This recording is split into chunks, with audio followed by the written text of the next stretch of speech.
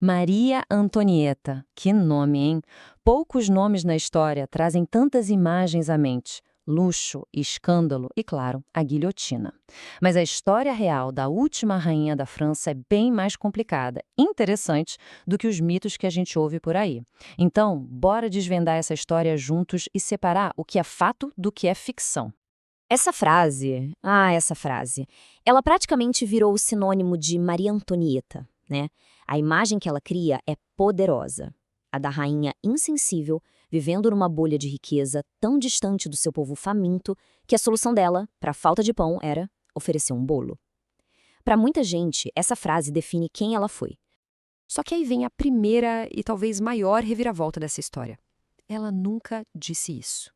Pois é, essa frase, na verdade, já circulava muito antes dela e aparece num livro do filósofo Jean-Jacques Rousseau, anos antes de Maria Antonieta sequer pisar na França. Então, peraí, se a história mais famosa sobre ela é falsa, quem era de verdade essa mulher?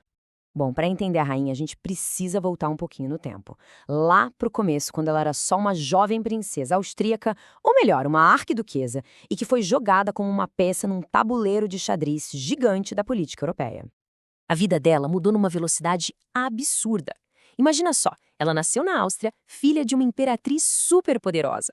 Com 14 aninhos, 14, ela foi enviada para a França.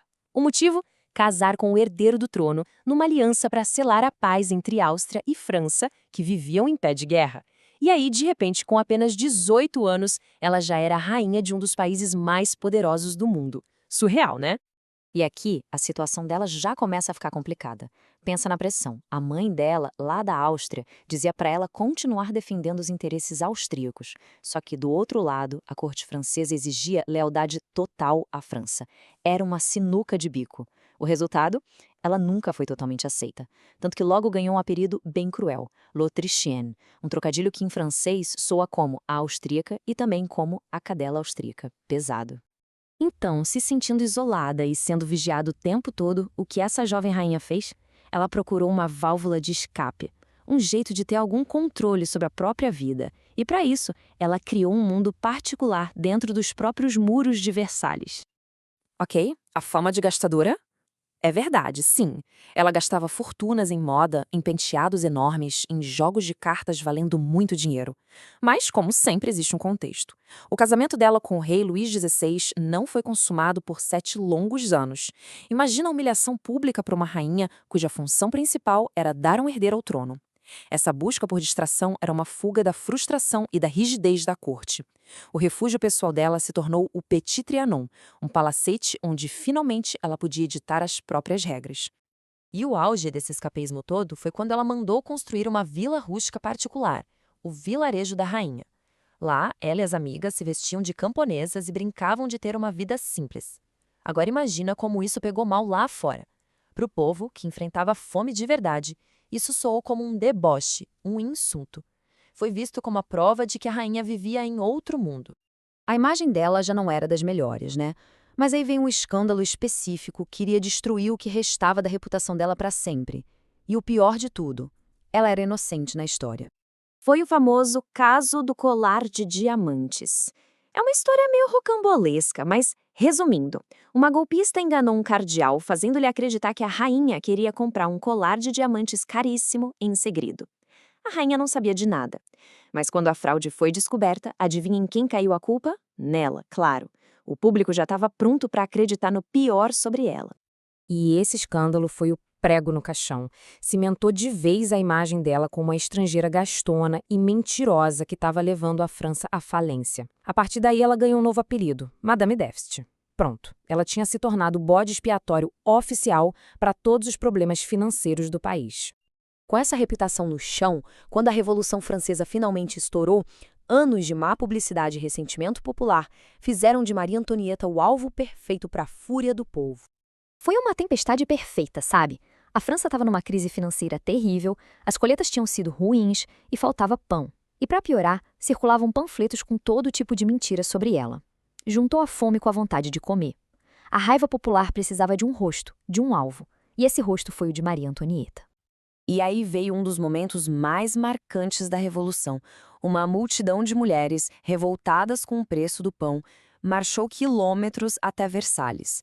Elas não só protestaram, elas invadiram o palácio e basicamente sequestraram a família real, forçando todos a se mudarem para Paris. A partir daquele dia, eles se tornaram prisioneiros na sua própria capital. A situação só piorou. Em 1791, a família real tentou fugir da França, mas o plano deu errado e eles foram capturados perto da fronteira. Para o povo, aquilo foi a prova final de traição. Um rei que tenta abandonar seu país não é mais um rei. Dali em diante, o fim da monarquia era só uma questão de tempo. Agora, a gente entra nos últimos e mais sombrios dias dela. Sem títulos, chamada apenas de Viúva Capeto, ela enfrentou um julgamento que era muito mais um teatro político do que um processo justo. O resultado já estava escrito. Ela tinha apenas 37 anos. Pensa nisso, uma vida que começou no esplendor dos palácios de Viena e Versalhes e que terminou na fria e solitária cela de uma prisão revolucionária. As acusações oficiais eram as esperadas: traição, conspirar com a Áustria, que era inimiga da França, e ter esgotado as finanças do país. Mas então veio a acusação mais cruel e infundada de todas, feita só para desumanizá-la por completo: a de que ela teria cometido incesto com o próprio filho de 8 anos. Diante dessa acusação monstruosa, ela se recusou a responder diretamente aos homens do tribunal.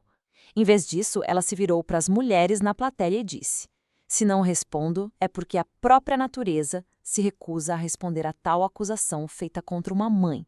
Apelo a todas as mães presentes." Dizem que, por um breve momento, o tribunal que a odiava ficou em silêncio. Em 16 de outubro de 1793, ela foi levada à guilhotina. Ao subir os degraus para a execução, ela acidentalmente pisou no pé do carrasco. Suas últimas palavras foram um pedido de desculpas a ele. "Perdão, senhor, não o fiz de propósito." Um último vislumbre da etiqueta e da humanidade que marcaram sua vida, mesmo no fim. Mas a história de Maria Antonieta não terminou com a sua morte. Muito pelo contrário. A figura dela continuou viva, se transformando e ganhando novos significados ao longo do tempo. É fascinante ver como a imagem dela mudou. Para os revolucionários, ela era a vilã. Para os defensores da monarquia, ela virou uma mártir.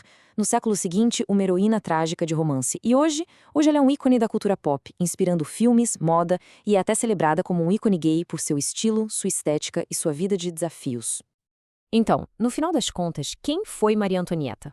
Uma rainha fútil e alienada, cujas extravagâncias a ajudaram a derrubar uma monarquia? Ou uma jovem estrangeira, uma peça num jogo político que se tornou o bode expiatório perfeito para problemas muito maiores que ela? Uma vítima, tragada por uma das maiores reviravoltas da história? A resposta provavelmente está em algum lugar no meio disso tudo.